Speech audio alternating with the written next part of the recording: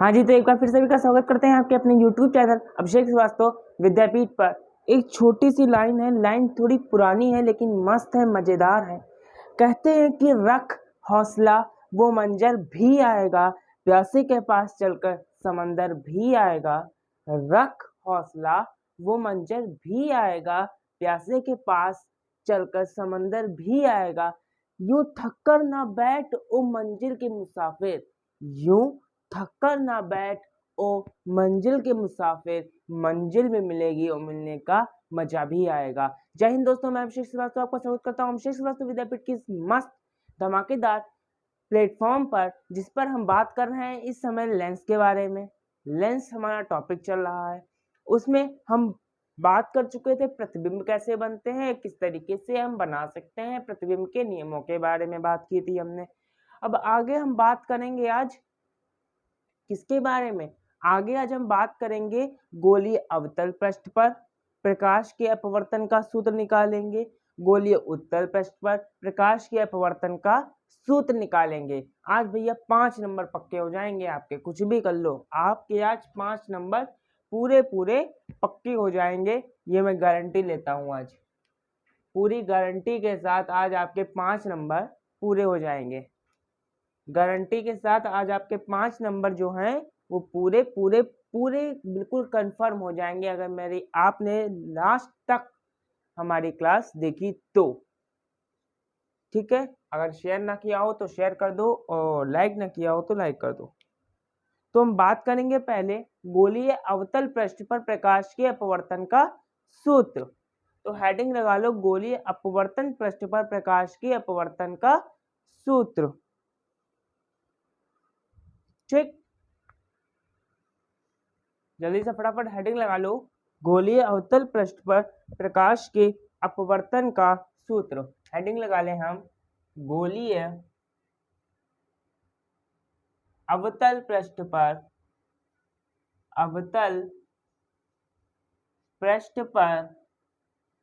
प्रकाश के अपवर्तन का सूत्र। भैया ये पक्का है, 5 नंबर में क्वेश्चन आता, हर सेट पेपर में आएगा। गोलीय अवतल प्रकाश के अपवर्तन का सूत्र ये आए या वो आए उत्तल वाला, और अगर ये कम नंबर में आए तो उसके साथ एक क्वेश्चन ठोक देंगे, लेकिन आएगा जरूर, कंफर्म है, 5 नंबर में पक्का आएगा, पक्का है पक्का। गोलीय अवतल पृष्ठ पर प्रकाश के अपवर्तन का सूत्र, इसको सॉल्व करेंगे। गोलीय अवतल पृष्ठ है और भैया पृष्ठ अवतल है, चित्र बनाते हैं पहले।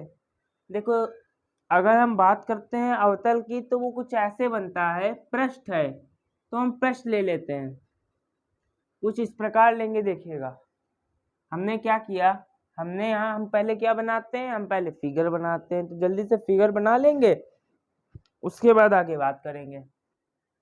देखो फिगर क्या, अवतल है, ये ऐसे बनेगा,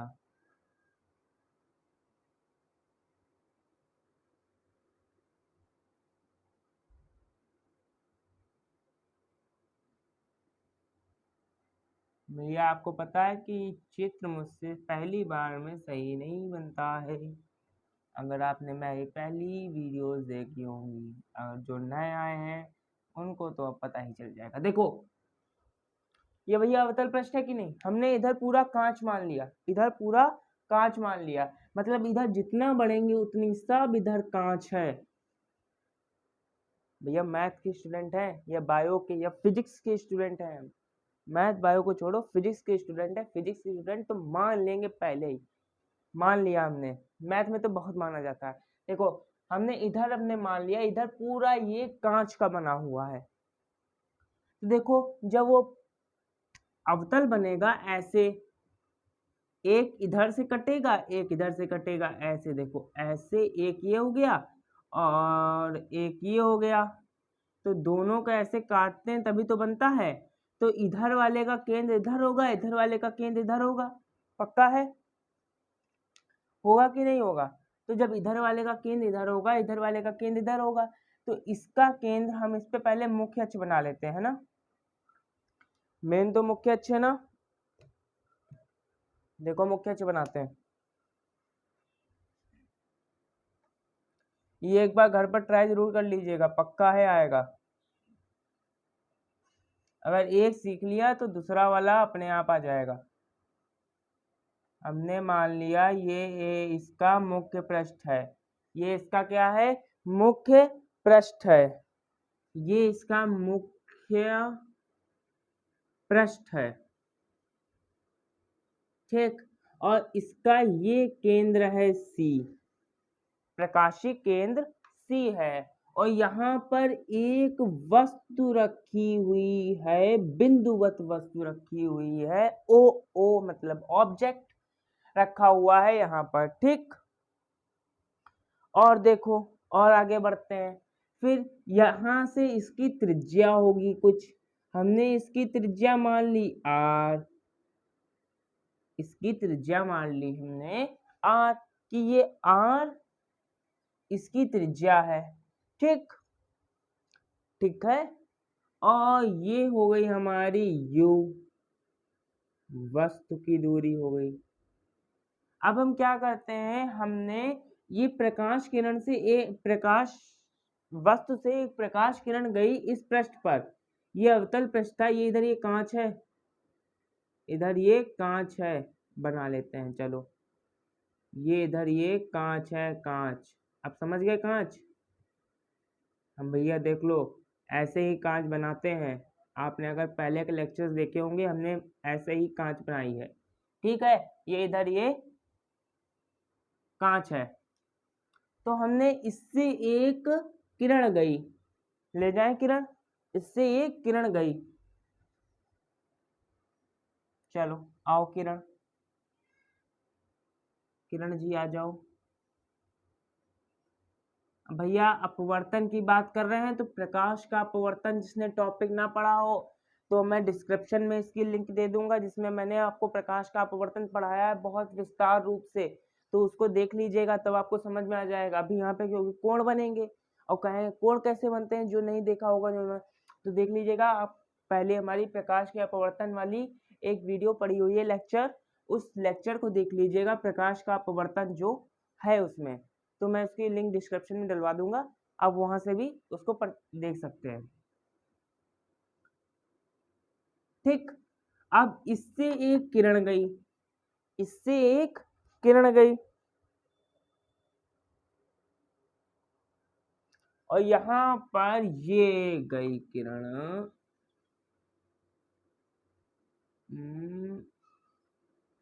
हम्म यहां से एक ये किरण गई, ठीक, जाओ, ये किरण गई, और यहाँ पर हमने मान लिया ये बिंदु जो है इसका नाम है एन, क्या नाम है इसका, नाम है एन, इस बिंदु पर। और देखो, देखो भैया देखो, जब बिंदु है तो यहाँ पर हम एक केंद्र से हम अभिलंब खींचेंगे, तो अभिलंब क्या होता है, देखो जैसे कोई गोला है, उसके केंद्र से गोले की किसी भी पृष्ठ पर एक रेखा खींची जाती है, ऐसी कोई भी रेखा खींच जाए तो वो अभिलंब कहलाएगी, क्या कहलाएगी, उस पर अभिलंब कहलाएगी। तो अभिलंब खींचेंगे हम, पहले पहले हम इस पर अभिलंब खींचेंगे, देखो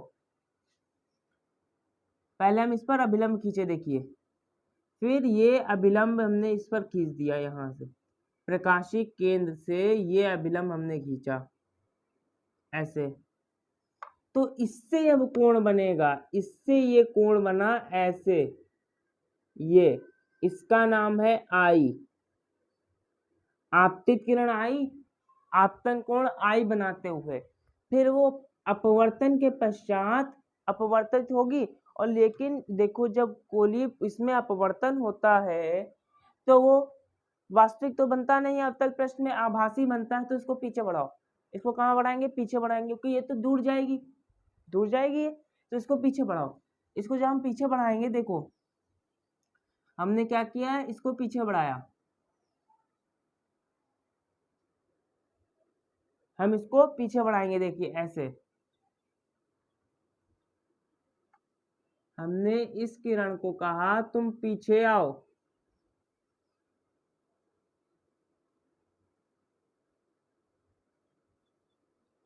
ये ऐसे आई, तो यहाँ पर इसका क्या बन गया, ये इमेज बन गई आई, इमेज बन गई आई। तो इसके साथ इसका एक कोण होता है जिसको हम क्या नाम देते हैं, जिसको हम नाम देते हैं आर, अपवर्तन कोण आर है इसका नाम। किसका नाम है अपवर्तन कोण, देखो अभिलंब से बने, ध्यान दीजिएगा, ये एक प्रकाशिक केंद्र से हमने अभिलंब खींचा, उस पर ये यहां से ये कोण जो बना आई, इस कोण को कहते हैं हम आई, इस कोण को, ये कहां से बना है, अभिलंब से इस ओ बिंदु पर बना है, और फिर हमने आई जो अपवर्तित किरण आई उस पर अपवर्तन कोण आर यहां से बना इतना, इतना, ये अपवर्तन कोण क्या हो गया आर, यहाँ पे लिख लो चलो, ये यहाँ पर हो गया अपवर्तन कोण आर, ये इतना, और ये पूरा इतना क्या हो गया आई, क्या हो गया आई हो गया। अब हम इस पर एक लंब खींचते हैं, अब हमने इस पर एक लंब डाल दिया, अब हमने इस पर एक लंब डाल दिया,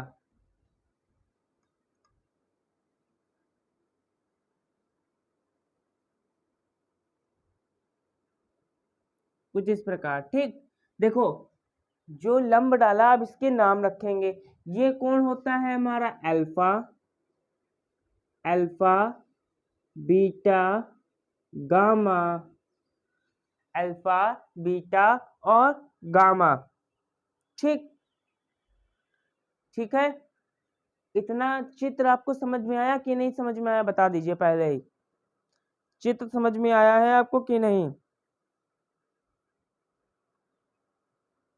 एक बार और बता दूं या फिर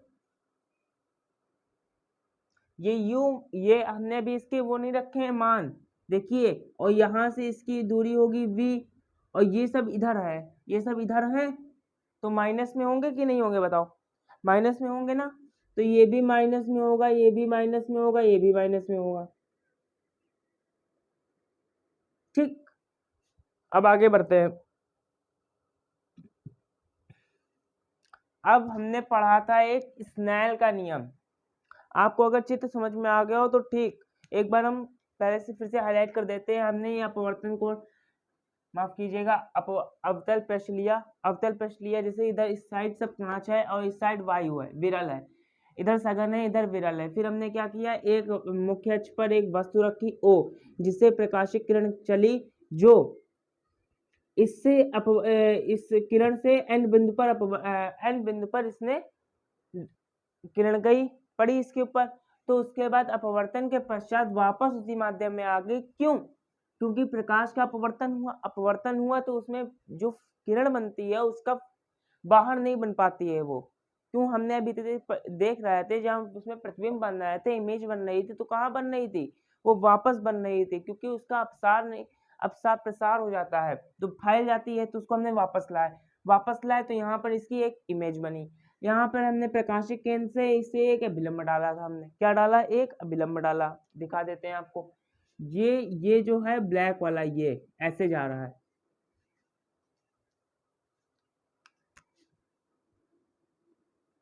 ये जो ब्लैक वाली गई है, ये इसको हम कहते हैं अभिलंब, क्या कहते हैं, अभिलंब कहते हैं इसको, ठीक। अब बात करते हैं स्नेल का नियम। स्नेल का नियम क्या कहता है हमसे, स्नेल के नियम से, स्नेल के नियम से, माना आप लोग लिख लेते हैं, इतने तो होशियार है आप। स्नेल का नियम कहता है sine i upon sine r, sine i upon sine r is equal to होता है 1 and 2, इजकल टू होता है 1 and 2, 1 and 2 होता है, पहले की सब है, दूसरे का अपवर्तनांक, sine i upon sine r, तो हम चूंकि 1 and 2 को लिख सकते हैं n2 अपॉन n1, लिख सकते हैं कि नहीं लिख सकते हैं, तो इसको यहाँ रखेंगे, sine i upon sine r is equal to हो जाएगा हमारा N2 अपॉन N1। तो ये इधर फेंको, इसको इधर फेंको, तो N1 sine i is equal to हो जाएगा N2 साइन आर।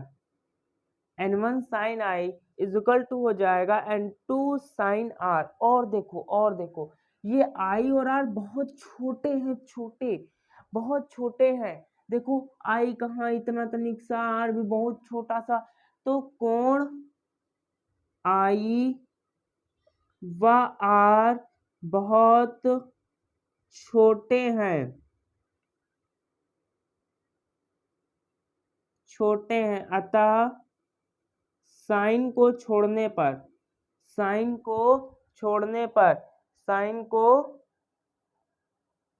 छोटे हैं तो क्या हो जाएगा, बहुत छोटे हैं। देखो जब हम साइन आई की बात करेंगे तो वो आई हो जाएगा, और साइन आर की बात करेंगे तो वो आर हो जाएगा। क्या हो जाएगा, आर हो जाएगा। तो आई आर हो जाएगा, तो यहाँ पर हो जाएगा N1 आई बराबर N2 आर। ये हमारा बन गया। अब आगे बात करते हैं। अब देखो अब हमें I और R की वैल्यू चाहिए। ये हो गया हमारा N1 I बराबर N2 R। ये हमारा बनकर आया, इक्वेशन नंबर फर्स्ट बनकर आई हमारी। तो देखो अब हमें I और R के वैल्यू चाहिए। I हमारा यहाँ पर है और R हमारा यहाँ पर है, तो हम कैसे निकालें वैल्यू? अब हम वैल्यू कैसे निकालें? अगर हम त्रिभुज कौन सा ले लें, ONC, देखिए ऐसे। अब हम बात करेंगे आगे त्रिभुज ONC में। आपको नीचे का दिखेगा,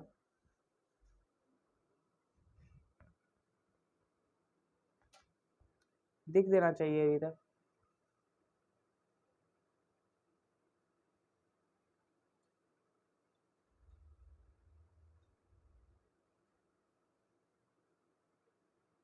ठीक है,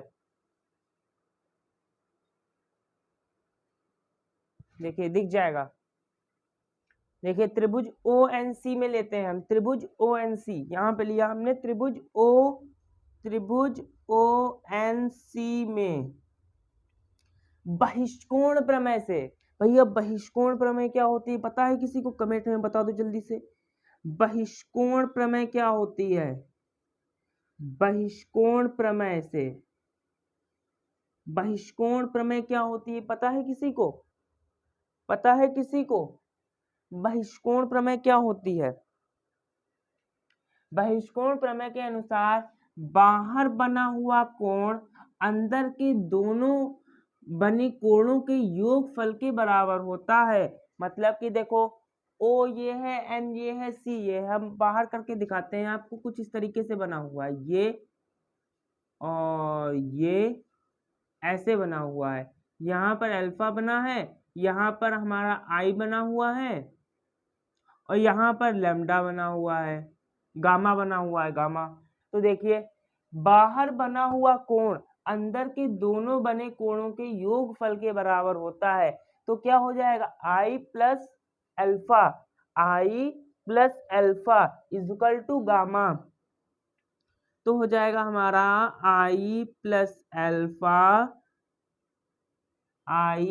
alpha is equal to gamma. हमें किसकी वैल्यू चाहिए? हमें I की वैल्यू चाहिए, तो I बराबर हो जाएगा गामा माइनस अल्फा। तो हमें एक वैल्यू पता चल गई, क्वेश्चन नंबर 2। अब इस तरीके से हमारा I किस में बना हुआ है? हमारा I बना हुआ है INC में, माफ कीजिएगा, R बना हुआ है हमारा INC में। कहाँ बना हुआ है? INC में। तो अब हम बात करेंगे त्रिभुज INC में बहिष्कोण प्रमेय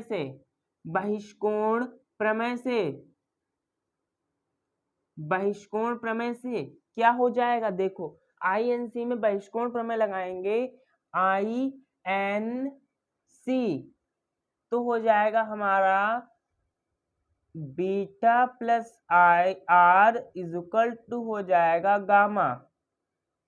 तो आर बराबर हो जाएगा gamma minus beta. Equation number third, equation number third, equation number third हो जाएगी कि नहीं हो जाएगी बताओ। अब from using equation 2 and 3 in equation first, हम 2 और 3 के वैल्यू हम 1 में रखेंगे तो क्या बन जाएगा हमारा n1 gamma minus alpha is equal to हो जाएगा हमारा n2 gamma minus beta, n2 gamma minus beta हो जाएगा। अब हमें अल्फा बीटा और गामा के मान चाहिए। अब हमें अल्फा बीटा और गामा के मान चाहिए। अब वो हम मान कैसे ज्ञात करें? देखो यहाँ पर एक बिंदु है P, मान ले इसको, और हमने माना कि जो बिंदु P है वो और Q दोनों एक दूसरे के समीप है। क्यों? ये वैल्यूज जो आई हैं हमारी, ये हमारे P से आई है, Q से नहीं आई है।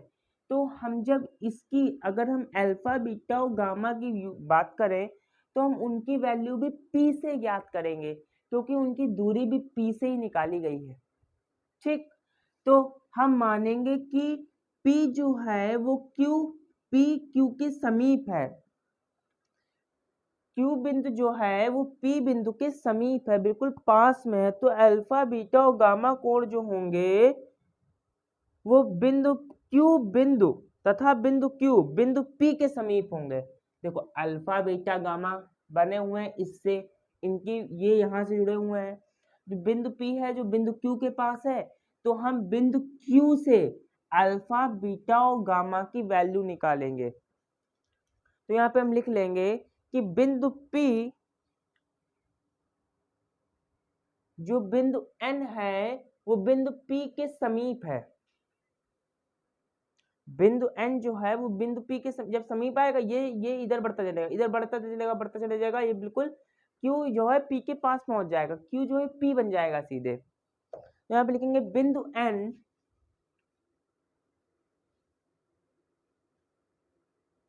बिंदु P के समीप है,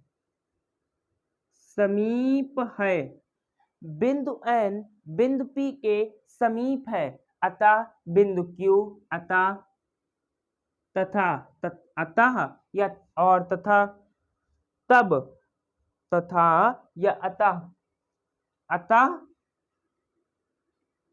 अल्फा बीटा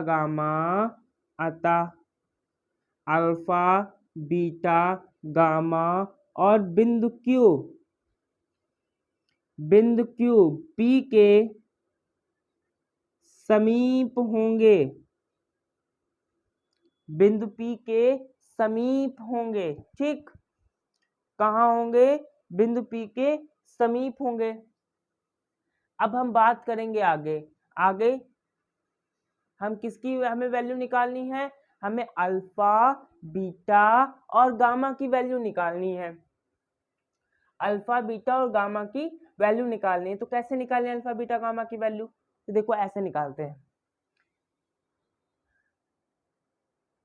अब हमें कोई ऐसी चीज चाहिए जिससे हमारी अल्फा भी निकल जाए, बीटा भी और गामा भी। ये कोण चाहिए हमको, तभी भैया हमने ये लंब डाला था, समझे? तभी हमने ये लंब डाला था। हम लंब देखो पहले डालने जा रहे थे प्रकाशिक केंद्र से, गड़बड़ कर रहे थे हम उस समय। देखो अब हम यहाँ से निकालेंगे त्रिभुज ONQ में, त्रिभुज ONQ में, त्रिभुज ONQ लेंगे, फिर INQ लेंगे, फिर CNQ लेंगे। देखो समकोण त्रिभुज समकोण त्रिभुज ओ एन क्यू में tan अल्फा बराबर हो जाएगा लंब बटे कर्ण, लंब बटे कर्ण। लंब हमारा क्या है क्यू एन, क्या है क्यू एन, और कर्ण है लंब बटे आधार, लंब बटे आधार। तो लंब है हमारा क्यू एन, आधार हो जाएगा क्यू ओ, हो जाएगा। तो देखो हम लिख लेंगे क्यू एन, हम लिख लेंगे क्यू एन, आधार हो जाएगा हमारा ओ क्यू, तो is equal to Q N है हमारा एच, क्यू एन जो है वो हमारी एच है, और ओ आर जो है हमारा वो माइनस का यू है, माइनस का यू है। अब बात करते हैं समकोण त्रिभुज, देखो यहीं पे निकल गई वैल्यू, अल्फा की वैल्यू आगे कि नहीं आगे बताओ, आई कि नहीं आई। अब बीटा की वैल्यू निकालेंगे, समकोण त्रिभुज आई एन क्यू में, आई एन क्यू में tan बीटा बराबर हो जाएगा हमारा, सीधे लिख दे, tan बीटा बराबर हो जाएगा हमारा h अपॉन माइनस वी, और समकोण त्रिभुज सी एन क्यू में tan गामा बराबर हो जाएगा हमारा, tan गामा बराबर हो जाएगा h अपॉन माइनस आर, हो जाएगा, हो जाएगा कि नहीं हो जाएगा, जल्दी बताओ, हो जाएगा। और कोण बहुत छोटे हैं, मतलब कि ओ क्यू जो है वो लगभग लगभग बराबर है ओपी के, ओ क्यू जो है वो लगभग लगभग बराबर है ओपी के। तो चूंकि ओ क्यू जो है वो लगभग लगभग बराबर है ओपी के, तथा आई क्यू जो है वो लगभग लगभग बराबर है ओ क्यूपी के, और सी क्यू जो है वो लगभग लगभग बराबर है क्यूपी के, तो क्या हो जाएगा, तो हमारा अल्फा बराबर हो जाएगा एच अपॉन माइनस का यू, बीटा बराबर हो जाएगा एच अपॉन माइनस का वी, कॉमा गामा बराबर हो जाएगा एच अपॉन माइनस का आर। अल्फा बीटा गामा के वैल्यू आ गई, यही उठा के यहाँ पर रख दो। ये थी equation number 4। these values using in equation 4, using in equation 4 इसमें रख देते हैं, तो हो जाएगा हमारा n1। अब इसको रखते हैं, एक से ही करते हैं, क्योंकि अब भैया आने वाला है हमारा आंसर। क्या आने वाला है, आंसर, देखो आंसर आएगा।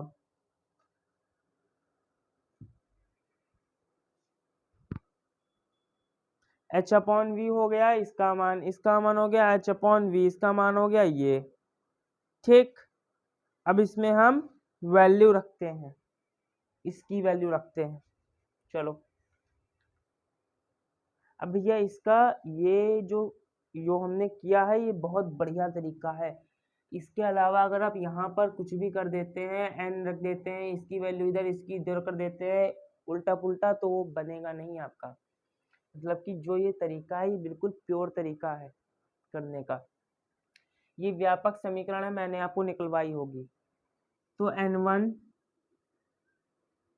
अल्फा का गामा का मान है हमारा h अपॉन माइनस का r, और माइनस अल्फा का मान माइनस माइनस प्लस हो जाएगा h upon u, is equal to n2 हो जाएगा, गामा का मान है हमारा h अपॉन माइनस का r, और माइनस बीटा का मान है हमारा माइनस माइनस प्लस हो जाएगा h अपॉन वी। हो जाएगा कि नहीं हो जाएगा बताओ। अगर हम इसमें से h कॉमन ले लें, h कॉमन ले लें, कट जाएंगे, कट जाएंगे, n के अंदर गुणा करा देते हैं, n1r plus n upon n one upon u is equal to हो जाएगा एन टू अपॉन माइनस का r plus n two upon में वी, एन टू अपॉन में वी हो जाएगा कि नहीं हो जाएगा। अब देखो आर आर वालों को एक तरफ जाओ और उसको उधर लेके जाओ, तो n one upon r plus n two upon r is equal to हो जाएगा N two upon we minus का एन वन अपॉन यू। हो जाएगा कि नहीं हो जाएगा बताओ, हो जाएगा।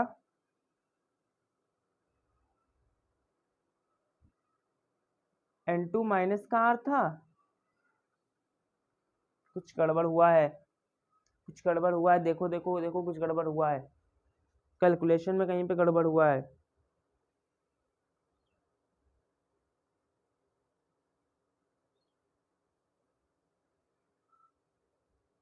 और क्या गड़बड़ हुआ है, इधर देखो ये माइनस का था, यहाँ पे माइनस का रहेगा, माइनस का रहेगा, तो एन टू अपॉन में V minus N one upon में यू बराबर हो जाएगा N two minus N one upon में R, N two minus N one upon में आर। ये बन गया, बन गया कि नहीं बन गया। अब लास्ट हमारा रह गया है, उसको जल्दी से खत्म करते हैं।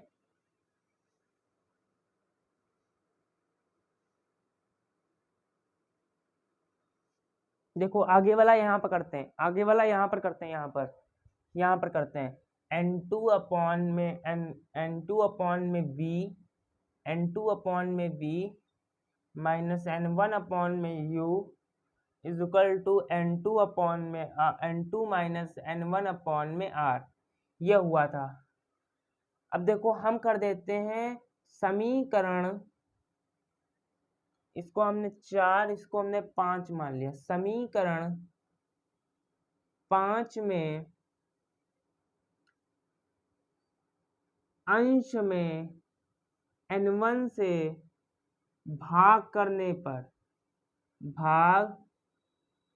पर तो ये हो जाएगा n2 अपॉन n1 अपॉन में v माइनस का n1 अपॉन में n1 अपॉन में u इज इक्वल टू हो जाएगा n2 अपॉन n1 माइनस का n1 upon n1 is equal to हो जाएगा r।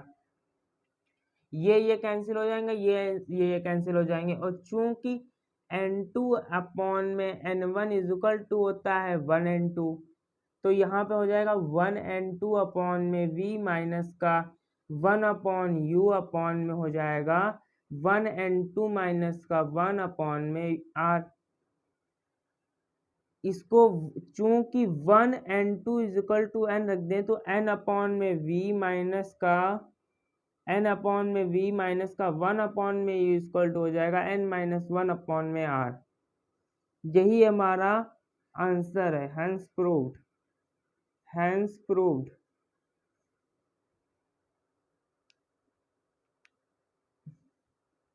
Hence proved.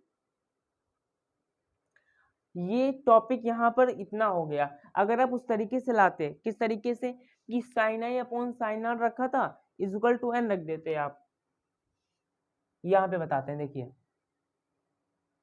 देखिए जैसे ये था साइन आई अपॉन में sine r is equal to n था, n होता है, आप इसको इधर लेके जाते sine i is equal to N R हो जाता, n साइन आर हो जाता, n साइन आर हो जाता, तो साइन आई कोण बहुत छोटे हैं, I is equal to N R हो जाता। इतना भी अगर आप चलते यहाँ पर तो ये यहाँ पर आपका ये फिर अल्फा बीटा गामा की वैल्यू निकालते, यहाँ पर ये झंझट नहीं करना पड़ता आपको।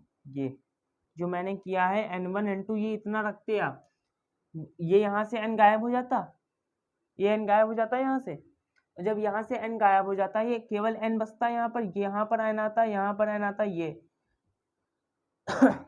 यहाँ पर हो जाता है, यहाँ पर n हो जाता अंदर, ये इधर जाता, तो कॉमन लेके हमारा आंसर यही आ जाता।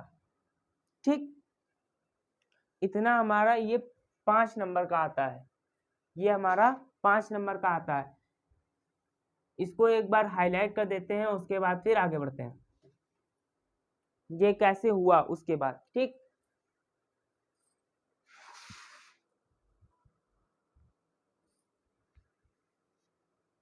अब इसका स्क्रीनशॉट ले सकते हैं आप, पहले दिख नहीं रहा था। ठीक, हाँ जी, एक बार हाईलाइट कर देते हैं, उसके बाद फिर देखते हैं आगे।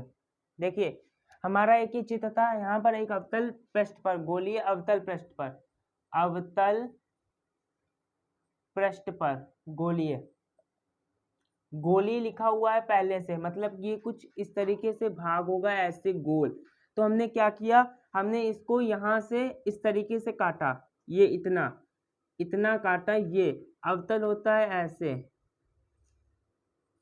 इधर से, तो ये इस तरीके से बन गया हमारा। ठीक, तो इधर ये कांच हो गई, इधर वाई हो गई। फिर हमने वो एक बिंदु लिया जिस पर एक किरण गई यहाँ से, और इस प्रकाशीय केंद्र से एक अभिलंब डाला, इस प्रकाशीय केंद्र से एक अभिलंब डाला। फिर वस्तु जो होगी उससे एक किरण गई, वस्तु से एक किरण गई ऐसे, फिर वो तो उसका अपसार हो जाएगा, उसको वापस लाए, पीछे लाए, यहाँ पर इसका एक प्रतिबिंब बना। यहाँ से हमने कोण बना लिया अल्फा बीटा गामा।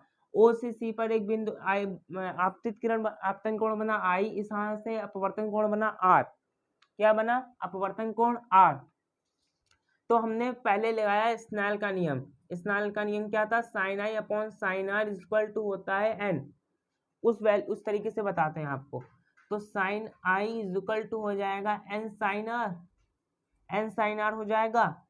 कोण बहुत छोटे हैं तो sine i equal to i हो जाएगा, और sine r equal to r हो जाएगा।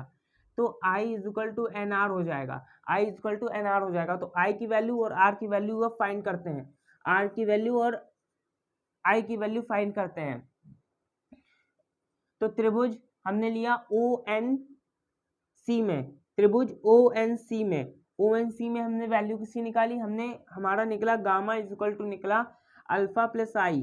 तो आई बराबर निकला हमारा गामा माइनस अल्फा, ये आई की वैल्यू आ गई। फिर हमने बनाया त्रिभुज आई एन सी में, त्रिभुज आई एन सी में हमारा क्या निकला, गामा बराबर beta plus i, beta plus r. तो हमें आर इक्वल टू निकाला गामा माइनस बीटा, ये हमारी वैल्यू हो गई आर की। ये दोनों वैल्यू उठा करके हमने यहाँ पर रख दी, दोनों वैल्यू उठा करके हमने यहाँ पर रख दी।